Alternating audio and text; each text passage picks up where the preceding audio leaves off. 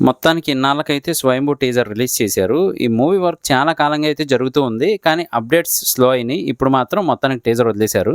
ఇక టీజర్ రివ్యూలోకి వెళ్ళిపోతే గనక ఎక్కడా కూడా మూవీకి సంబంధించి గ్రాండ్యూర్ అనేది తగ్గకుండా చూసుకున్నారు. అంటే ఒకవైపు మ్యూజిక్ రవి బస్రూర్ గారు కానీ, లేదా కెమెరా వర్క్ అయిన సెంథిల్ గారు కానీ, యాక్టర్స్ కానీ, లొకేషన్స్ కానీ అన్నీ భారీగా మెయింటైన్ చేశారని అయితే అర్థమవుతుంది.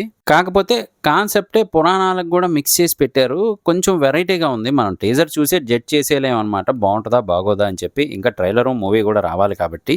ఇక మరి ఈ టీజర్ విషయానికి వస్తే మొత్తానికి రాజ్యాన్ని కొల్లగొట్టడానికైతే ఎప్పుడూ ఎవరో ఒకరు రెడీగా ఉంటారు, తెలిసిందే కదా.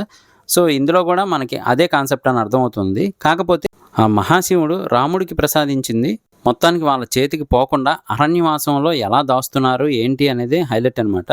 కానీ ఇక్కడ ట్విస్ట్ ఏంటి అంటే మన నిఖిల్ గారేమో అరణ్యంలో ఉన్న ఆ వస్తువుకి రక్షణ ఇస్తున్నారని తెలుస్తూ ఉందన్నమాట. అలాగే ఇందులో సంయుక్త మేనన్ గారి స్పెషల్ యాక్షన్ పర్ఫార్మెన్స్ కూడా ఉందని అర్థమవుతూ ఉందన్నమాట. ఇక యాక్టర్స్ విషయానికి వస్తే సుబ్బరాజ్ గారు కానీ, నిఖిల్ గారు కానీ, సంయుక్త మేనన్ గారు కానీ, అయ్యప్ప గారు, సునీల్ గారు, ఇంకా చాలామంది అయితే ఉన్నారనమాట. చూద్దాం మరి. స్వయంభూ అనే దానికి అసలు మీనింగ్ అయితే కొంచెం వేరుగా ఉంది. అంటే వీళ్ళు చూపించిన దానికి ఏంటి అనేది మా ట్రైలర్లో క్లారిటీ రావచ్చు అనమాట.